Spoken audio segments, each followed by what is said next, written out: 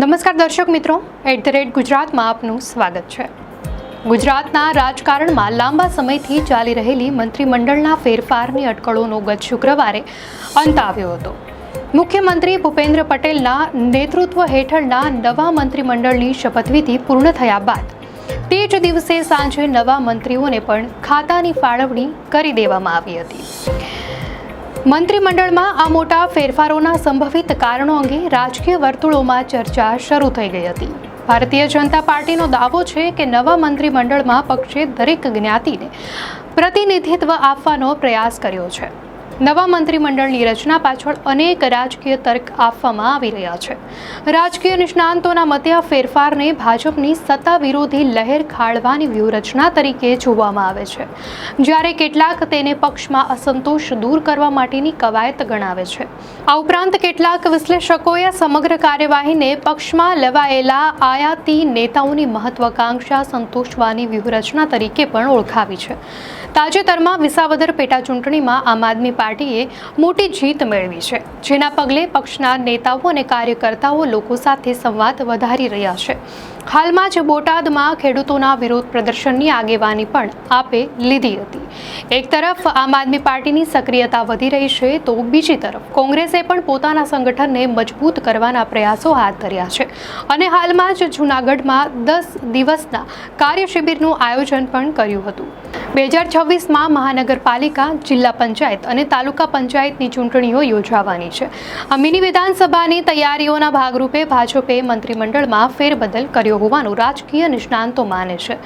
રાજકીય વિશ્લેષક વિદ્યુત જોશીના મતે 2022ની વિધાનસભાની ચૂંટણીમાં ભાજપે રેકોર્ડ બ્રેક બેઠકો મેળવી હોવા છતાં ભાજપ વિરોધી મતમાં કોઈ ખાસ ઘટાડો થયો નથી।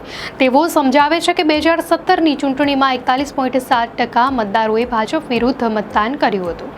2022ની ચૂંટણીમાં ભાજપને 156 બેઠકો મળી, પરંતુ કોંગ્રેસને 27.28%, આમ આદમી પાર્ટીને 12.92% અને ઓવૈસીની પાર્ટીને 0.30% મત મળ્યા, જેનો સરવાળો 40.58% થાય છે। આ આંકડો સૂચવે છે કે એક મોટો વર્ગ ભાજપથી ખુશ નથી। આ સ્થિતિને ધ્યાનમાં રાખીને ભાજપે જાન્યુઆરી 2025માં નવી 9 મહાનગરપાલિકાની જાહેરાત કરી હતી, જેથી વિકાસના કામો થકી મોટી વસ્તીને સાધી શકાય। રાજકીય વિશ્લેષકો માને છે કે ઓબીસીમાંથી આવતા જગદીશ વિશ્વકર્માની ભાજપના પ્રદેશાધ્યક્ષ તરીકેની વરણી પાછળ પણ રાજકીય ગણિત હોઈ શકે છે। તેમના મતે ઓબીસી પ્રદેશ પ્રમુખ હોય અને મંત્રીમંડળનું વિસ્તરણ થાય ત્યારે જ્ઞાતિઓને પ્રભુત્વ આપીને મત બેંકને મજબૂત કરી શકાય છે। રાજકીય વિશ્લેષક ઘનશ્યામ શાહ અનુસાર સૌરાષ્ટ્ર અને ઉત્તર ગુજરાતમાં ખેડૂતોના પ્રશ્નો હલ ન થતાં ખેડૂતો નારાજ છે અને ગ્રામીણ વિસ્તારમાં અસમાનતા યથાવત છે, એટલે નવા મંત્રીમંડળમાં પટેલ ઉપરાંત આ જ્ઞાતિઓ સાથે સંકળાયેલા લોકોને સ્થાન આપીને આવનારી ચૂંટણીઓમાં ફાયદો મેળવવાનું લક્ષ્ય છે। આદિવાસી વિસ્તારમાં પ્રવર્તતા અસંતોષને ધ્યાનમાં રાખીને મંત્રીમંડળમાં સૌરાષ્ટ્રના લેવા પટેલ સાથે ઓબીસીનું કોમ્બિનેશન કરવાથી ચૂંટણીમાં ફાયદો થઈ શકે છે। નવા મંત્રીમંડળમાં જ્ઞાતિ સંતુલન પર ભાર મૂકવામાં આવ્યો છે, જે સત્તાને દક્ષિણ ગુજરાતના નેતાઓ પાસેથી સૌરાષ્ટ્ર અને ઉત્તર ગુજરાતમાં વિકેન્દ્રિત કરવાનો પ્રયાસ છે, જેનાથી ચૂંટણીમાં લાભ મળી શકે છે। ગુજરાતમાં ભૂતકાળમાં થયેલા મંત્રીમંડળના વિસ્તરણો પર નજર કરીએ તો 2001માં સ્થાનિક સ્વરાજની ચૂંટણીમાં ભાજપના નબળા દેખાવ બાદ કેશુભાઈ પટેલે રાજીનામું આપવું પડ્યું હતું। 2005માં તત્કાલીન મુખ્યમંત્રી નરેન્દ્ર મોદીએ પણ આવી જ સ્થિતિનો સામનો કર્યો હતો, જ્યારે 2004ની લોકસભાની ચૂંટણીમાં ગુજરાતમાં ભાજપની બેઠકોમાં ઘટાડો થયો હતો અને કેશુભાઈ પટેલે બળવો કર્યો હતો। સત્તામાં આવ્યાના 2.5 વર્ષ બાદ નરેન્દ્ર મોદીએ પહેલી વાર મંત્રીમંડળનું વિસ્તરણ કર્યું હતું।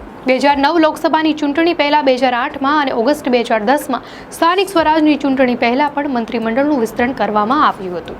તો ફેબ્રુઆરી 2011 અને નવેમ્બર 2013માં પણ મંત્રીમંડળનું વિસ્તરણ કરીને નવા મંત્રીઓને સ્થાન આપવામાં આવ્યું હતું।